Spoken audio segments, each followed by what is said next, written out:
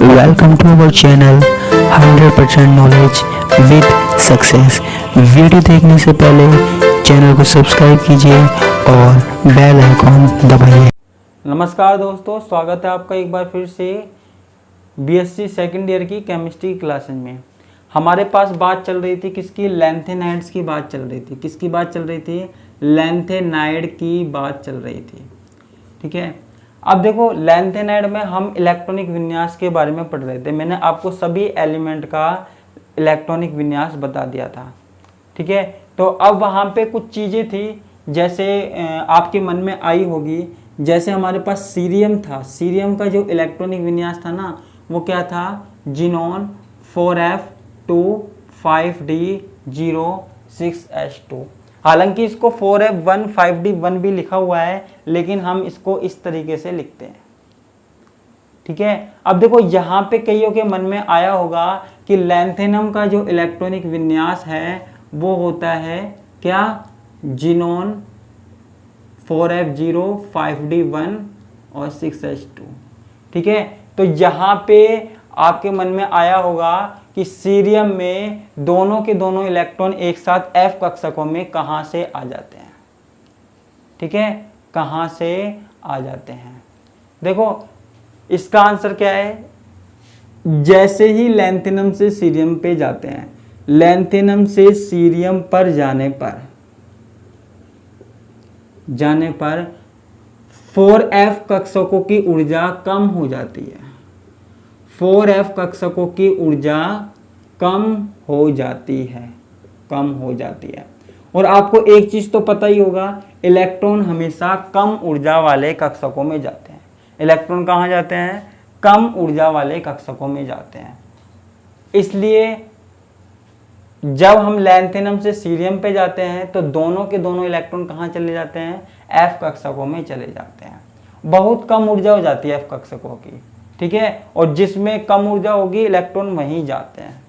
इसलिए हमारे पास सीरियम का इलेक्ट्रॉनिक विन्यास ये होता है 4f2 5d0 और 6h2। एक बात तो हमारे पास ये हो गई। ठीक है, एक हमारे पास क्या था? जो हमारे पास गैडोलिनियम था। मैं आपको ये चीजें इसलिए बता रहा हूं क्योंकि इनसे क्या है? क्वेश्चन बनता है।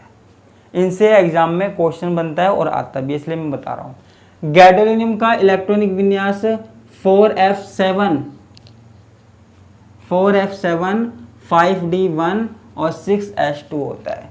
गैडोलिनियम का इलेक्ट्रॉनिक विन्यास 4f7 5d1 और 6h2 होता है। ठीक है, अब यहां पे बात होती है, अब यहां पे बात ये आई कि जो इलेक्ट्रॉन हैं वो हमारे पास डी कक्षकों में क्यों गया? ये आपके क्वेश्चन दिमाग में आया होगा, है ना? मेरे भी आया करता था पहले। देखो जब हम गैडोलिनियम पर आते हैं, तो गैडोलिनियम में क्या होता है? ये देखो f कक्षक कितने हैं? 7 हैं। 1 2 3 4 5 6 7 f कक्षक है। ठीक है, देखो गैडोलिनियम से पहले एक जो एलिमेंट आता है वो आता है यूरोपियम आता है। यूरोपियम में ठीक है 7 इलेक्ट्रॉन होते हैं। f कक्षकों में 7 इलेक्ट्रॉन होते हैं। अब जैसे यूरोपियम से हम गैडोलिनियम पे आते हैं, तो गैडोलिनियम में होता क्या है कि है ना, देखो अगला इलेक्ट्रॉन यहां जाने की बजाय कहां जाता है? d ऑर्बिटल्स में जाता है, जबकि जाना कहां चाहिए था? यहां। अब कई लोग पूछते हैं ऐसा क्यों हुआ? ऐसा इसलिए हुआ क्योंकि मैंने आपको बताया था, चाहे d कक्षक है, चाहे f कक्षक है, चाहे p कक्षक है, कक्षकों की जो अर्धपूरित अवस्था होती है ना, कक्षकों की जो अर्धपूरित अवस्था है वो सबसे ज़्यादा स्थायी होती है।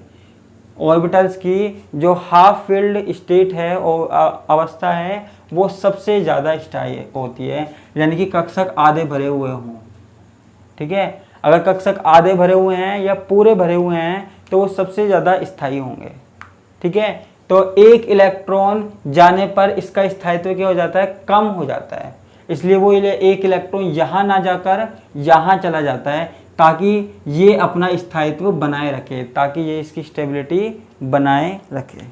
ठीक है, आपको इतनी सी बात यहाँ पे याद रखनी है। ठीक है, तो क्वेश्चन बनते हैं इस तरीके से।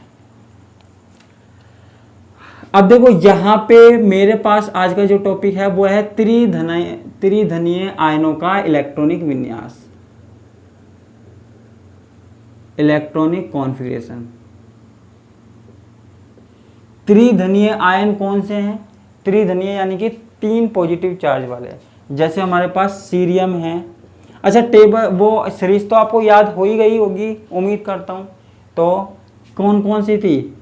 ललिता, सरिता, मैं वो नहीं लिख रहा, ललिता को नहीं लिख रहा आज, लैंथेरम को नहीं लिख रहा, है ना। ललिता, सरिता, प्रिया एंड पीएम समेत यूरोप गए, तब दिया होंडा। याद है? इरविन, तुम ये भी लो। ठीक है, हमारे पास ये सीरीज थी पूरी की पूरी। ठीक है, ये सीरीज थी जिसमें हमारे पास क्या है? प्लस चार्ज है। प्लस चार्ज का मतलब क्या है? हमने 3 इलेक्ट्रॉन बाहर निकाल दिए, हमने 3 इलेक्ट्रॉन बाहर निकाल दिए। +3 के बारे में मैं आपको क्यों बता रहा हूं? आप कहेंगे सर +3 के बारे में आप अलग से क्यों बता रहे हो, क्या जरूरत है? हमने कल ही तो इलेक्ट्रॉनिक विन्यास पढ़ा था। तो देखो मेरे प्यारे बच्चों, जो लैंथेनाइड है उनकी सबसे ज़्यादा स्थायी ऑक्सीकरण अवस्था कौन सी होती है? +3 होती है। सबसे ज़्यादा स्थायी ऑक्सीकरण अवस्था कौन सी होती है? +3 होती है। और पूरी यूनिट में हमको यही पढ़ना है। ठीक है, +3 ऑक्सीकरण अवस्था होती है और इससे रिलेटेड सारी चीज़ पढ़नी है, तो इसलिए हमको इसके बारे में पता होना चाहिए।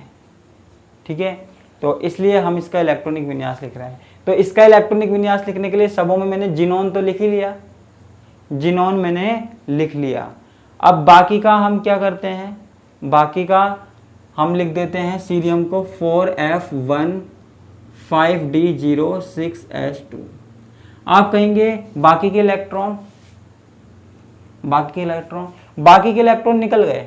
बाकी के इलेक्ट्रॉन क्या है? बाहर निकल गए। +3 का मतलब क्या है? 3 इलेक्ट्रॉनों का बाहर निकलना। +3 का मतलब क्या है? 3 इलेक्ट्रॉनों का बाहर निकलना। तो सबों में से 3-3 इलेक्ट्रॉन बाहर निकल गए। ठीक है, सब में से 3-3 इलेक्ट्रॉन बाहर निकल गए। तो इलेक्ट्रॉनिक विन्यास क्या होगा? इसका क्या होगा? 4F2 5D0। ठीक है, सारा ही हमारे पास 0 है, तो 0 को लिखने की जरूरत तो है नहीं, ये भी 0 है। इसको हम क्या लिख सकते हैं? 4F3 4F4 4F5 4F6 4F7 4F8 4F9। ठीक है, 4F10 4F11 4F12 4F13 4F14। ठीक है, तो ये हमारे पास कौन सा इलेक्ट्रॉनिक विन्यास हो गया? यहाँ पे 3 इलेक्ट्रॉन अगर हमारे पास निकल जाए, हर तत्व में से अगर 3 इलेक्ट्रॉन निकल जाएं और जो तत्व है वो +3 ऑक्सीकरण अवस्था में आ जाए, +3 ऑक्सीडेशन स्टेट में आ जाए, तो हमारे पास इलेक्ट्रॉनिक कॉन्फ़िगरेशन क्या होता है? ये होता है। त्रिधनीय का मतलब आप समझ रहे हो ना, ट्राई पॉजिटिव।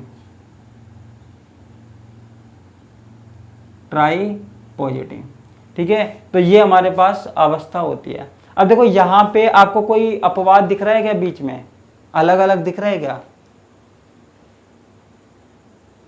ठीक है, यहाँ पे कोई चीज अलग अलग नहीं दिख रही है, यहाँ पे क्रम से है।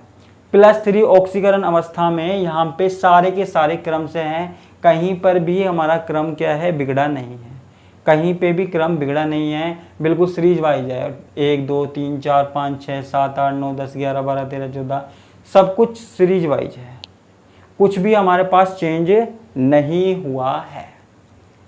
ठीक है, तो यहाँ पे बीच में कोई प्रॉब्लम नहीं है जो हमको कोई याद रखना पड़े।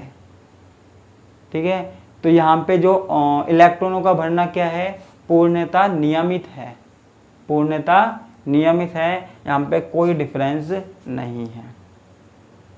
ठीक है बच्चों, तो ये हमारे पास इसकी बात हो गई। तो आज मुझे सिर्फ इतना सा ही बताना था, बाकी बातें हम करेंगे कल। इसी के साथ मैं आपसे विदा लेता हूँ। धन्यवाद, नमस्कार, टाटा, बाय बाय।